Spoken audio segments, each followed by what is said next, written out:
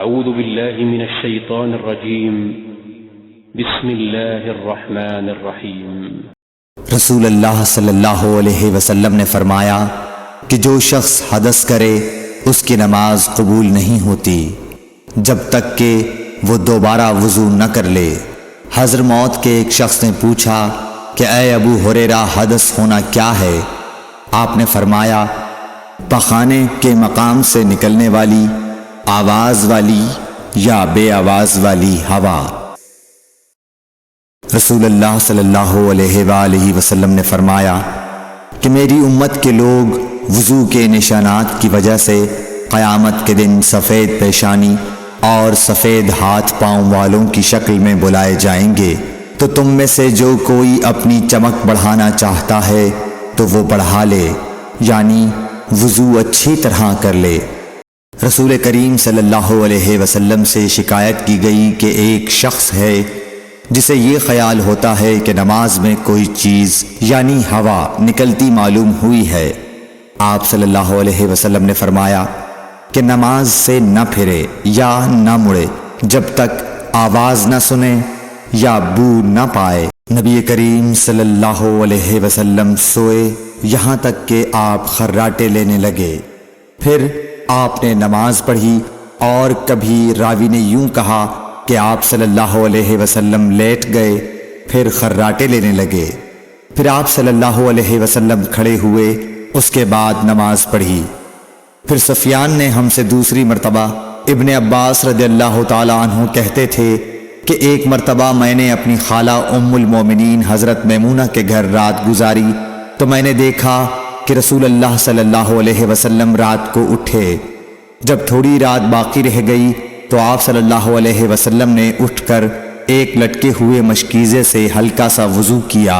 عمرو اس کا ہلکا پن اور معمولی ہونا بیان کرتے تھے، اور آپ کھڑے ہو کر نماز پڑھنے لگے تو میں نے بھی اسی طرح وضو کیا جس طرح آپ صلی اللہ علیہ وسلم نے کیا تھا، پھر آ کر آپ کے بائیں طرف کھڑا ہو گیا۔ اور کبھی سفیان نے ان یسارہ کے بجائے ان شمالہ کا لفظ کہا، مطلب دونوں کا ایک ہی ہے۔ پھر آپ صلی اللہ علیہ وسلم نے مجھے پھیر لیا اور اپنی داہنی جانب کر لیا، پھر نماز پڑھی جس قدر اللہ کو منظور تھا، پھر آپ لیٹ گئے اور سو گئے حتیٰ کہ خراٹوں کی آواز آنے لگی۔ پھر آپ کی خدمت میں مؤذن حاضر ہوا اور اس نے آپ کو نماز کی اطلاع دی۔ آپ صلی اللہ علیہ وسلم اس کے ساتھ نماز کے لیے تشریف لے گئے، پھر آپ نے نماز پڑھی اور وضو نہیں کیا۔ سفیان کہتے ہیں کہ ہم نے عمروں سے کہا کچھ لوگ کہتے ہیں کہ رسول اللہ صلی اللہ علیہ وسلم کی آنکھیں سوتی تھیں، دل نہیں سوتا تھا۔ عمروں نے کہا میں نے عبید بن عمیر سے سنا، وہ کہتے تھے کہ انبیاء علیہ السلام کے خواب بھی وہی ہوتے ہیں۔ پھر قرآن کی یہ آیت پڑھی، میں خواب میں دیکھتا ہوں کہ میں تجھے ذبح کر رہا ہوں۔ رسول اللہ صلی اللہ علیہ وسلم میدان عرفات سے واپس ہوئے۔ جب گھاٹی میں پہنچے تو آپ اتر گئے۔ آپ نے پہلے پیشاب کیا، پھر وضو کیا اور خوب اچھی طرح نہیں کیا۔ تب میں نے کہا یا رسول اللہ، نماز کا وقت آ گیا۔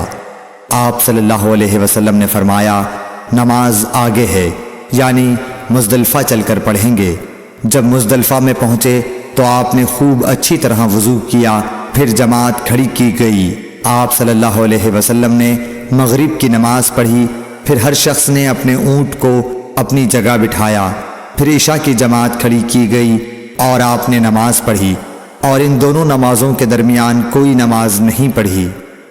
ابن عباس رضی اللہ تعالی عنہ نے وضو کیا تو اپنا چہرہ دھویا، اس طرح کہ پہلے پانی کے ایک چلو سے کلی کی اور ناک میں پانی دیا، پھر پانی کا ایک اور چلو لیا، پھر اس کو اس طرح کیا، یعنی دوسرے ہاتھ کو ملایا، پھر اس سے اپنا چہرہ دھویا، پھر پانی کا دوسرا چلو لیا اور اس سے اپنا داہنا ہاتھ دھویا، پھر پانی کا ایک اور چلو لے کر اس سے اپنا بایاں ہاتھ دھویا، اس کے بعد اپنے سر کا مسح کیا، پھر پانی کا چلو لے کر داہنے پاؤں پر ڈالا اور اسے دھویا، پھر دوسرے چلو سے اپنا پاؤں دھویا یعنی بایاں پاؤں۔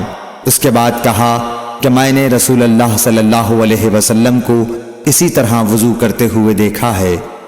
نبی اکرم صلی اللہ علیہ وآلہ وسلم نے فرمایا، جب تم میں سے کوئی اپنی بیوی سے جمع کرے تو کہے اللہ کے نام کے ساتھ شروع کرتا ہوں، اے اللہ ہمیں شیطان سے بچا اور شیطان کو اس چیز سے دور رکھ جو تو اس جمع کے نتیجے میں ہمیں عطا فرمائے۔ یہ دعا پڑھنے کے بعد جمع کرنے سے میاں بیوی کو جو اولاد ملے گی اسے شیطان نقصان نہیں پہنچا سکتا۔ رسول کریم صلی اللہ علیہ وسلم جب قضاء حاجت کے لیے بیت الخلاء میں داخل ہوتے تو یہ دعا پڑھتے، اے اللہ میں ناپاک جنوں اور ناپاک جنیوں سے تیری پناہ مانگتا ہوں۔ ابن عباس رضی اللہ عنہ سے روایت کرتے ہیں، ابن عباس رضی اللہ تعالی عنہ سے روایت ہے کہ نبی کریم صلی اللہ علیہ وسلم پخانے میں تشریف لے گئے۔ میں نے پخانے کے قریب آپ کے لیے وضو کا پانی رکھ دیا۔ باہر نکل کر آپ نے پوچھا یہ کس نے رکھا؟ جب آپ کو بتلایا گیا تو آپ نے میرے لیے دعا کی اور فرمایا، اے اللہ اس کو دین کی سمجھ عطا فرمائیو۔ رسول اللہ صلی اللہ علیہ وسلم نے فرمایا کہ جب تم میں سے کوئی پخانے میں جائے تو قبلے کی طرف منہ کرے نہ اس کی طرف پشت کرے، بلکہ مشرق کی طرف منہ کر لو یا مغرب کی طرف۔ لوگ کہتے تھے کہ جب قضاء حاجت کے لیے بیٹھو تو نہ قبلے کی طرف منہ کرو نہ بیت المقدس کی طرف۔ یہ سن کر عبداللہ بن عمر رضی اللہ تعالی عنہ نے فرمایا کہ ایک دن میں اپنے گھر کی چھت پر چڑھا تو میں نے حضرت صلی اللہ علیہ وسلم کو دیکھا کہ آپ بیت المقدس کی طرف منہ کر کے 2 اینٹوں پر قضاء حاجت کے لیے بیٹھے ہیں۔ پھر عبداللہ بن عمر رضی اللہ عنہ نے واسع سے کہا کہ شاید تم ان لوگوں میں سے ہو جو اپنے چوچڑوں کے بل نماز پڑھتے ہیں۔ تب میں نے کہا اللہ کی قسم میں نہیں جانتا کہ آپ کا مطلب کیا ہے۔ امام مالک رحمۃ اللہ نے کہا کہ عبداللہ بن عمر رضی اللہ تعالی عنہ نے اس سے وہ شخص مراد لیا جو نماز میں زمین سے اونچا نہ رہے، سجدے میں زمین سے چمٹ جائے۔ رسول اللہ صلی اللہ علیہ وسلم کی بیویاں رات میں مناصے کی طرف قضاء حاجت کے لیے جاتی اور مناصے ایک کھلا میدان ہے، تو حضرت عمر رسول اللہ صلی اللہ علیہ وسلم سے کہا کرتے تھے کہ اپنی بیویوں کو پردہ کرائیے، مگر رسول اللہ صلی اللہ علیہ وسلم نے اس پر عمل نہیں کیا۔ ایک روز رات کو عشاء کے وقت حضرت سودا بنت زمعہ رسول اللہ صلی اللہ علیہ وسلم کی اہلیہ جو دراز قد عورت تھیں باہر گئیں۔ حضرت عمر رضی اللہ عنہ نے انہیں آواز دی اور کہا ہم نے تمہیں پہچان لیا، اور ان کی خواہش یہ تھی کہ پردے کا حکم نازل ہو جائے، چنانچہ اس کے بعد اللہ نے پردے کا حکم نازل فرما دیا۔ آپ صلی اللہ علیہ وسلم نے اپنی بیویوں سے فرمایا کہ تمہیں قضاء حاجت کے لیے باہر نکلنے کی اجازت ہے۔ عبداللہ بن عمر رضی اللہ تعالی عنہ فرماتے ہیں کہ ایک دن میں اپنی بہن اور رسول اللہ صلی اللہ علیہ وسلم کی اہلیہ محترمہ حفصہ کے مکان کی چھت پر اپنی کسی ضرورت سے چڑھا تو مجھے رسول اللہ صلی اللہ علیہ وسلم قضاء حاجت کرتے وقت قبلے کی طرف پشت اور شام کی طرف منہ کیے ہوئے نظر آئے۔ عبداللہ بن عمر رضی اللہ تعالی عنہ نے خبر دی، وہ کہتے ہیں کہ ایک دن میں اپنے گھر کی چھت پر چڑھا تو مجھے رسول اللہ صلی اللہ علیہ وسلم 2 اینٹوں پر قضاء حاجت کے وقت بیت المقدس کی طرف منہ کیے ہوئے نظر آئے۔ انس بن مالک رضی اللہ تعالی عنہ کہتے تھے کہ جب رسول اللہ صلی اللہ علیہ وسلم رفع حاجت کے لیے نکلتے تو میں اور ایک لڑکا اپنے ساتھ پانی کا برتن لے آتے تھے، مطلب یہ کہ اس پانی سے رسول اللہ صلی اللہ علیہ وسلم طہارت کیا کرتے تھے۔ انس رضی اللہ تعالی عنہ کہتے ہیں کہ جب نبی کریم صلی اللہ علیہ وسلم قضاء حاجت کے لیے نکلتے، میں اور ایک لڑکا دونوں آپ صلی اللہ علیہ وسلم کے پیچھے جاتے تھے اور ہمارے ساتھ پانی کا ایک برتن ہوتا تھا۔ انس بن مالک کہتے تھے کہ رسول اللہ صلی اللہ علیہ وسلم پخانے میں جاتے تو میں اور ایک لڑکا پانی کا برتن اور نیزہ لے کر چلتے تھے، پانی سے آپ طہارت کرتے تھے۔ رسول اللہ صلی اللہ علیہ وسلم نے فرمایا، جب تم میں سے کوئی پانی پیے تو برتن میں سانس نہ لے، اور جب پخانے میں جائے تو اپنی شرمگاہ کو داہنے ہاتھ سے نہ چھوئے اور نہ داہنے ہاتھ سے استنجا کرے۔ نبی کریم صلی اللہ علیہ وسلم نے فرمایا، جب تم میں سے کوئی پیشاب کرے تو اپنا وضو اپنے داہنے ہاتھ سے نہ پکڑے، نہ داہنے سے طہارت کرے، نہ پانی پیتے وقت برتن میں سانس لے۔ حضرت ابو ہریرہ کہتے ہیں کہ رسول کریم صلی اللہ علیہ وسلم ایک مرتبہ رفع حاجت کے لیے تشریف لے گئے۔ آپ کی عادت مبارکہ تھی کہ آپ چلتے وقت ادھر ادھر نہیں دیکھا کرتے تھے، تو میں بھی آپ کے پیچھے آپ کے قریب پہنچ گیا۔ مجھے دیکھ کر آپ نے فرمایا کہ مجھے پتھر ڈھونڈ دو تاکہ میں ان سے پاکی حاصل کروں، یا اسی جیسا کوئی لفظ فرمایا، اور فرمایا کہ ہڈی اور گوبر نہ لانا۔ چنانچہ میں اپنے دامن میں پتھر بھر کر آپ کے پاس لے گیا اور آپ کے پہلو میں رکھ دیے اور آپ کے پاس سے ہٹ گیا۔ جب آپ قضاء حاجت سے فارغ ہوئے تو آپ نے پتھروں سے استنجا کیا۔ عبداللہ بن مسعود رضی اللہ تعالیٰ عنہ کہتے تھے کہ نبی کریم صلی اللہ علیہ وسلم رفع حاجت کے لیے گئے تو آپ نے مجھے فرمایا کہ میں 3 پتھر تلاش کر کے آپ کے پاس لاؤں، لیکن مجھے 2 پتھر ملے، تیسرا ڈھونڈا مگر مل نہ سکا، تو میں نے خشک گوبر اٹھا لیا، اس کو لے کر آپ کے پاس آ گیا۔ آپ نے پتھر تو لے لیے مگر گوبر پھینک دیا اور فرمایا یہ خود ناپاک ہے۔ ابن عباس رضی اللہ تعالی عنہ کہتے ہیں کہ رسول اللہ صلی اللہ علیہ وسلم نے وضو میں ہر عضو کو ایک ایک مرتبہ دھویا۔ عبداللہ بن زید رضی اللہ تعالی عنہ بیان کرتے ہیں کہ نبی کریم صلی اللہ علیہ وسلم نے وضو میں اعضاء کو 2 بار دھویا۔ حضرت عثمان بن عفان رضی اللہ تعالی عنہ نے پانی کا برتن مانگا اور لے کر پہلے اپنی ہتھیلیوں پر 3 مرتبہ پانی ڈالا، پھر انہیں دھویا۔ اس کے بعد اپنا داہنا ہاتھ برتن میں ڈالا اور پانی لے کر کلی کی اور ناک صاف کی، پھر 3 بار اپنا چہرہ دھویا اور کوہنیوں تک 3 بار دونوں ہاتھ دھوئے، پھر اپنے سر کا مسح کیا، پھر پانی لے کر ٹخنوں تک 3 مرتبہ اپنے دونوں پاؤں دھوئے، پھر کہا کہ رسول اللہ صلی اللہ علیہ وسلم نے فرمایا ہے کہ جو شخص میری طرح ایسا وضو کرے پھر 2 رکعت پڑھے جس میں اپنے نفس سے کوئی بات نہ کرے تو اس کے گزشتہ گناہ معاف کر دیے جاتے ہیں۔ رسول اللہ صلی اللہ علیہ وسلم فرماتے ہیں کہ جب بھی کوئی شخص اچھی طرح وضو کرتا ہے اور خلوص کے ساتھ نماز پڑھتا ہے تو اس کے ایک نماز سے دوسری نماز پڑھنے تک کے گناہ معاف کر دیے جاتے ہیں۔ نبی کریم صلی اللہ علیہ وسلم نے فرمایا جو شخص وضو کرے اسے چاہیے کہ ناک صاف کرے، اور جو پتھر سے استنجا کرے اسے چاہیے کہ طاق عدد یعنی 1، 3 یا 5 ہی سے کرے۔ رسول اللہ صلی اللہ علیہ وسلم نے فرمایا کہ جب تم میں سے کوئی وضو کرے تو اسے چاہیے کہ اپنی ناک میں پانی دے، پھر اسے صاف کرے، اور جو شخص پتھروں سے استنجا کرے اسے چاہیے کہ بے جوڑ عدد یعنی 1 یا 3 سے استنجا کرے، اور جب تم میں سے کوئی سو کر اٹھے تو وضو کے پانی میں ہاتھ ڈالنے سے پہلے اسے دھو لے، کیونکہ تم میں سے کوئی نہیں جانتا کہ رات کو اس کا ہاتھ کہاں رہا ہے۔ عبداللہ بن عمر رضی اللہ تعالی عنہ کہتے ہیں کہ ایک مرتبہ رسول اللہ صلی اللہ علیہ وسلم ایک سفر میں ہم سے پیچھے رہ گئے، پھر تھوڑی دیر بعد آپ صلی اللہ علیہ وسلم نے ہم کو پا لیا اور عصر کا وقت آ پہنچا تھا۔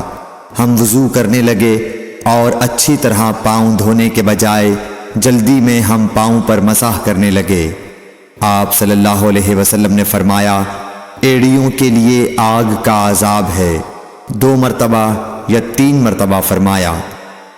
حضرت عثمان رضی اللہ تعالی عنہ نے وضو کا پانی منگوایا اور اپنے دونوں ہاتھوں پر برتن سے پانی لے کر ڈالا، پھر دونوں ہاتھوں کو 3 دفعہ دھویا، پھر اپنا داہنا ہاتھ وضو کے پانی میں ڈالا، پھر کلی کی، پھر ناک میں پانی دیا، پھر ناک صاف کی، پھر 3 دفعہ اپنا منہ دھویا اور کوہنیوں تک 3 دفعہ ہاتھ دھوئے، پھر اپنے سر کا مسح کیا، پھر ہر ایک پاؤں 3 دفعہ دھویا، پھر فرمایا میں نے رسول اللہ صلی اللہ علیہ وسلم کو دیکھا کہ آپ میرے اس وضو جیسا وضو فرمایا کرتے تھے، اور آپ صلی اللہ علیہ وسلم نے فرمایا کہ جو شخص میرے اس وضو جیسا وضو کرے اور حضور قلب سے 2 رکعت پڑھے جس میں اپنے دل سے باتیں نہ کرے تو اللہ تعالیٰ اس کے پچھلے گناہ معاف کر دیتا ہے۔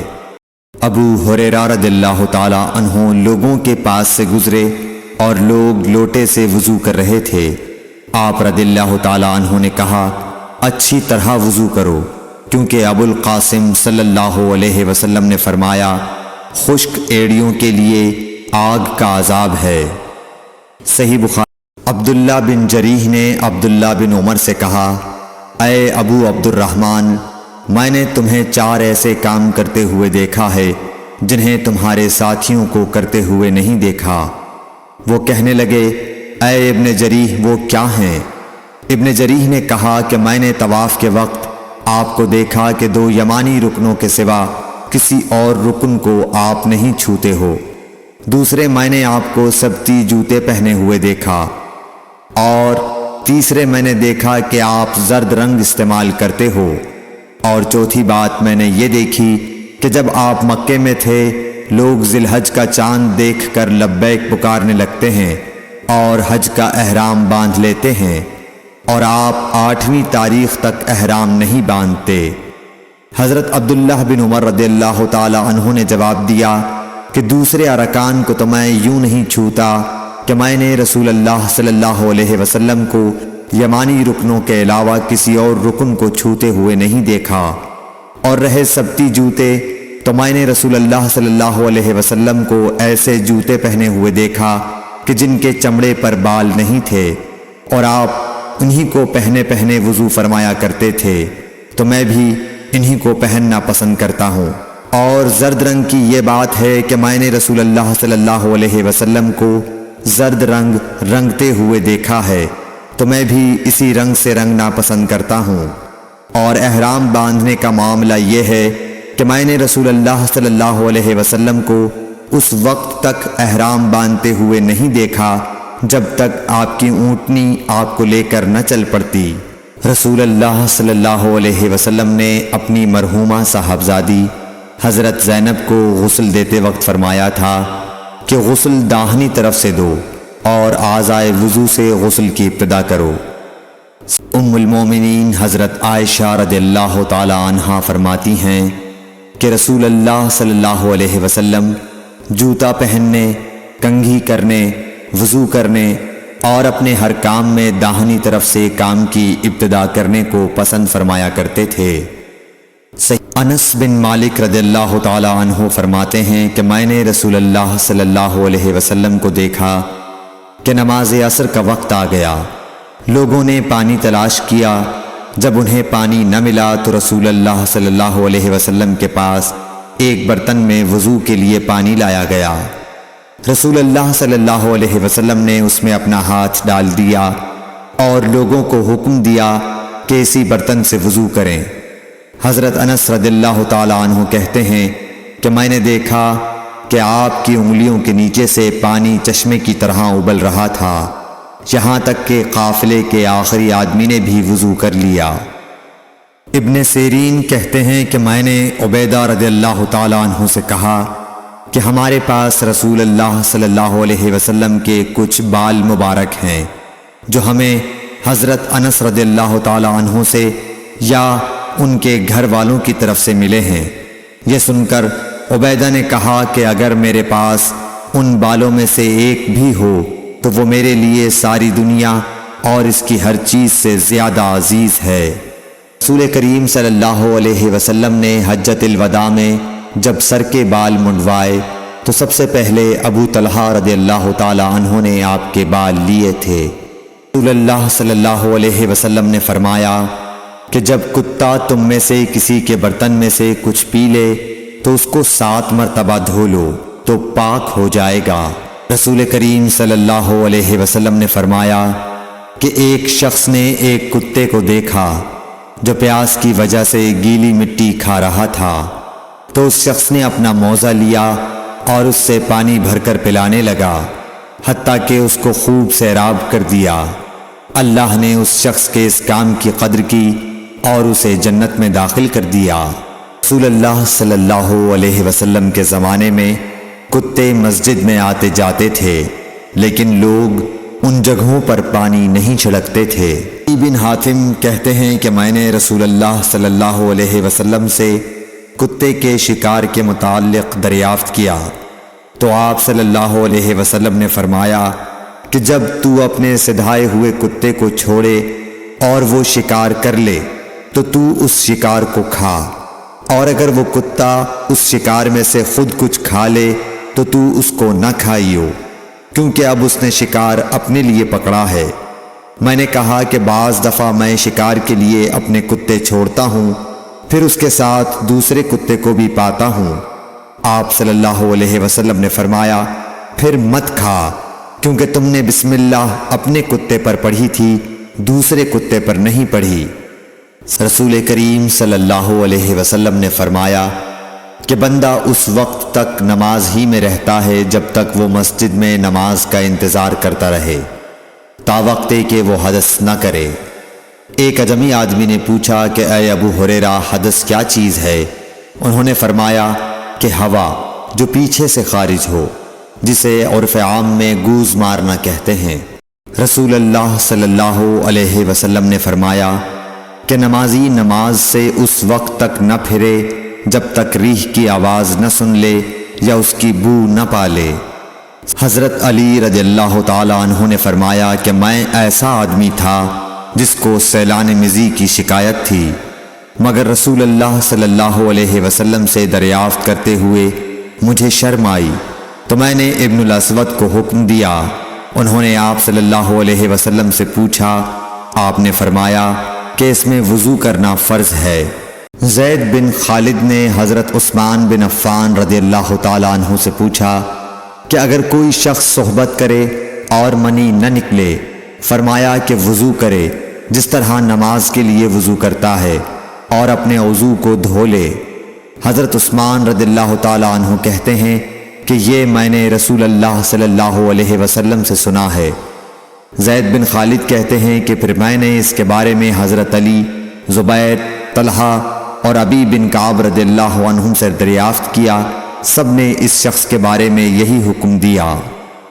رسول اللہ صلی اللہ علیہ وسلم نے ایک انصاری کو بلایا، وہ آئے تو ان کے سر سے پانی ٹپک رہا تھا۔ رسول کریم صلی اللہ علیہ وسلم نے فرمایا شاید ہم نے تمہیں جلدی میں ڈال دیا۔ انہوں نے کہا جی ہاں۔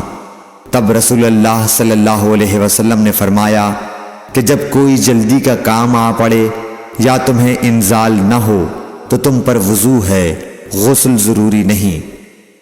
رسول کریم صلی اللہ علیہ وسلم جب عرفہ سے لوٹے تو پہاڑ کی گھاٹی کی جانب مڑ گئے اور رفع حاجت کی۔ اسامہ کہتے ہیں کہ پھر آپ نے وضو کیا اور میں آپ صلی اللہ علیہ وسلم کے اعضاء پر پانی ڈالنے لگا اور آپ وضو فرماتے رہے۔ میں نے کہا یا رسول اللہ، آپ اب نماز پڑھیں گے؟ آپ نے فرمایا نماز کا مقام تمہارے سامنے یعنی مزدلفہ میں ہے، وہاں نماز پڑھی جائے گی۔ اس حدیث سے ثابت ہوا کہ وضو میں دوسرے آدمی کی مدد لینا جائز ہے۔